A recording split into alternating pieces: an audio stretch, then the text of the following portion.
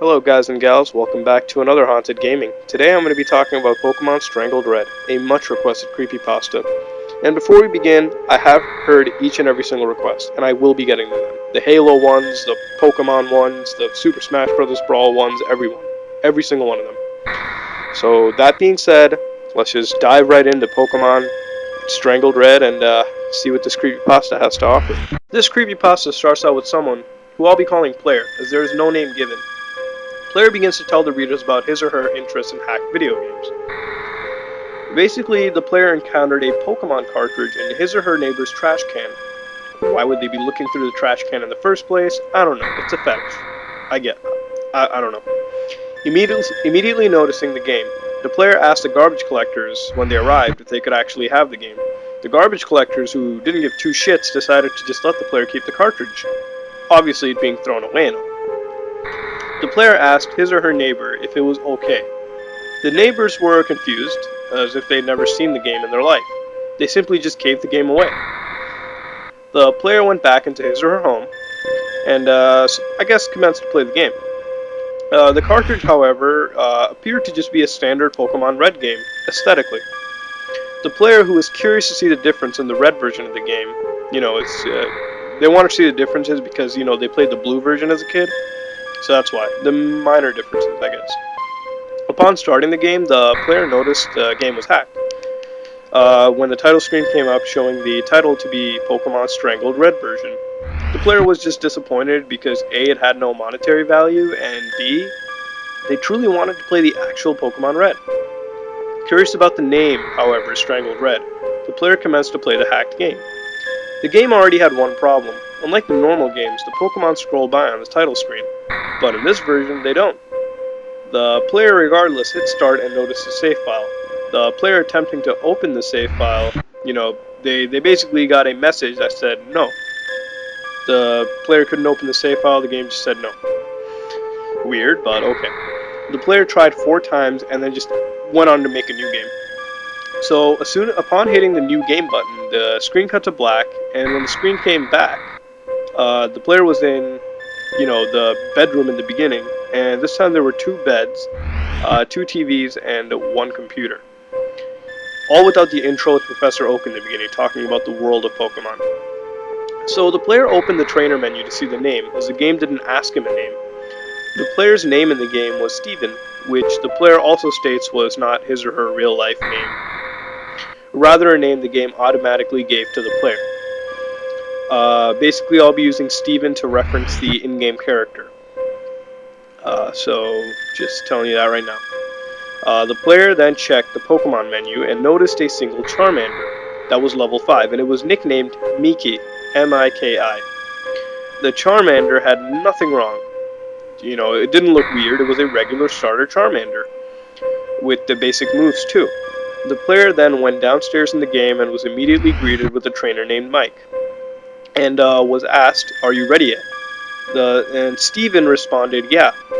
The player assumed Mike was the pre-decided rival, but quickly thinking back to the room the player just left that contained 2 beds and 2 TVs, the player decided they weren't just rivals, they were brothers. After some banter between the in-game characters, the player left the home and went out to Pallet Town. The town was the exact same as the actual legit version of the game. The player went to the other home in Pallet Town where the actual rival of the legit version of the game is supposed to live. The player noticed his rival's mother was inside the home and commented that her son should look up to Steven as a role model. Going upstairs in the house, the player noticed that a character named Red was playing the SNES, and was basically talking about how he would be the best when it was, his turn. The player assumed that the game took place a year before the original Pokemon games begun. A year before. The player began to like the hack since it appeared to have a brand new story and a more likable main character. Not like the normal Mute you have, but an actual fleshed out character. So basically, when the player met Professor Oak, Professor Oak gave his wishes to Steven and provided him with a complimentary Pokedex that, was just a gift rather than with the goal of catching every single Pokemon, or recording each and every single Pokemon. The story was different, but the gameplay remained the same. The player kept using Miki, the Charmander, for every single battle, and the Pokemon kept on getting surprisingly stronger after each and every single battle. Miki eventually evolved into a Charizard at the level of 25, which is very unusual. That is a really low level to get to your third evolution. The player reached Lavender Town and noticed there was no Team Rocket invasion, as there usually should be at Lavender Town in the original games. When the player entered Lavender Town, he went into Pokemon Tower, where upon entering, Steven said, "I have no reason to be here." Steven wouldn't even go into the Pokemon Tower at all. It would keep repeating, "I have no reason to be here." The game progressed normally from there, and the player eventually reached the Elite Four. Steven's brother Mike was at the Elite Four Championship battle, and when Steven finally won the game, the game basically ended with the two brothers shaking hands. There was no Hall of Fame, there was nothing, the screen just cut to black. Finally, when the screen returned, Steven and his brother were sitting at the PC in the room, conversing to one another. Mike asked Steven if he could borrow Steven's Charmander Miki for his Pokedex. The game gave the player a yes or no option, and the player cautiously chose no. The game went into when they said no, Mike sort of got, angry, and the player noticed they couldn't say no. So the player just went, saying yes. So when the player said yes, the game went to a trade screen. Much like when you trade with an actual trainer, or like when you link the Game Boys up and you trade. Or when you trade with an NPC in the game. In the middle of the trade, as Miki the Charmander, was going through the tube, the game froze, and a loud snap was heard from the game. The player turned the game off and restarted, as the game probably crashed. Being hacked and all, it would seem obvious. The player noticed the game had no new game option, but only a continue option. Upon selecting the option, the game started, and on the screen it said 1 year later. The Lavender Town theme was also playing, and the screen slowly faded in from blackness. Steven was in Pokemon Tower, and was standing in front of a tombstone. The player noticed that Steven had no Pokemon, and items, as well as no money. And the character sprite on the trainer card looked different. It was depressed and gloomy, and was not, the normal cheerful and confident-looking Steven, as he usually showed on the trainer card. It was just a more depressed version. Each step the player took, the screen flickered as if the player had a poisoned Pokemon in the party. The player believed that the game was over, as there was nothing else to do. I mean, there was no Pokemon. I guess there was nothing to do. Every NPC the player talked to responded and asked if Steven was okay, and all the Pokemon would ignore Steven at every single encounter. The music would not change at all, and the Lavender Town theme played constantly. The player eventually was put into a state, in the game where it was nighttime, and he would have to guide Steven around the world. Steven constantly responded, "Screw them," and "I'm going to do it," as the player moved him around the world. The player went to try the Missing No glitch, and swam across the world with the Pokemon. Eventually, the player caught a Missing No, but the weird part was that there wasn't actually any catching. It was just Steven commanding the Missing No to be his Pokemon, without the use of any Pokeballs. The player had checked his Pokemon and Missing No wasn't there. In fact, Missing No was just an item. The player eventually went to Lavender Town and into the Pokemon Tower. The player used Missing No and supposedly revived the dead Charmander. The name was all distorted, and the game began playing by itself. Steven walked back into his home at Pallet Town and stood next to his brother. And when the player opened his trainer card menu, he saw Steven staring back at him. A text box appeared stating, "Nothing can be saved now." The player went to the Pokemon menu and saw that Charmander with the name that I put on the screen right here. I can't really pronounce it, obviously. The status said DED, which obviously would mean dead. And when selected, the game gave 4 options: status, switch, close, and strangle. The player selected strangle, and a snap was heard from the game again, and the game just shut off instantly after. The player saw a zoomed out version of Pallet Town when he or she opened the game again.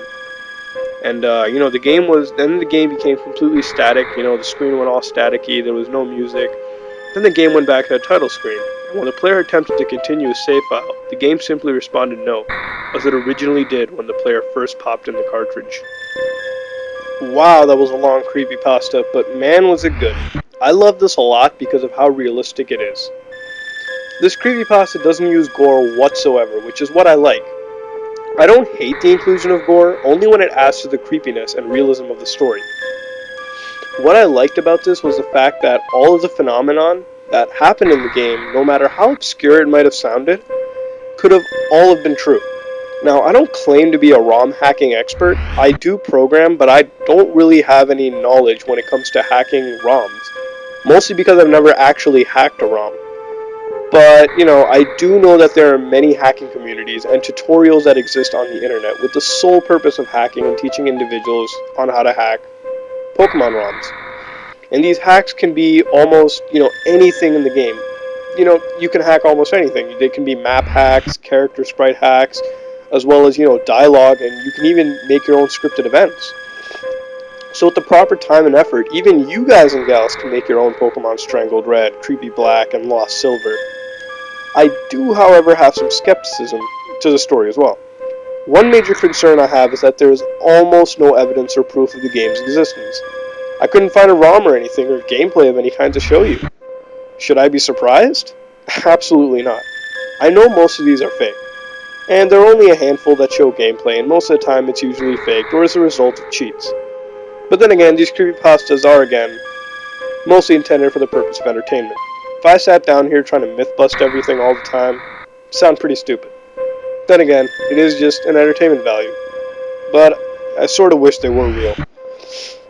Anyways, moving on, what do I have to think about this creepypasta? I think it's very good. I like how it tells us readers about the faults of other creepypastas, and the many cliches they share right in the first paragraph. Seriously, you gotta check it out.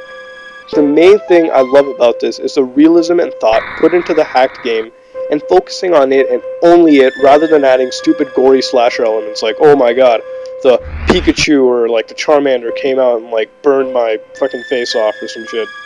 That would have made it stupid. And I'm not against it by any means, only when it's done right, however. That's when I like it. Like I said, all the phenomena that occurred on the hacked game, described in this creepypasta, can all be real, if the game is hacked properly. There are many tools that exist all over the internet with the sole purpose of hacking Pokemon ROMs, and many of these tools cover all aspects of the ROM, such as, dialogue, graphics, and scripted story events. All in all, this is a great creepypasta, and you all owe it to yourselves to go check it out. Links in the description, below. Go read it for yourselves, have a blast, and that's really all I gotta say about this creepypasta. Anyways, guys and gals, this has been another Haunted Gaming. If you like what you saw, like, comment, and subscribe. Thanks for watching. This is Some Ordinary Gamers, signing off.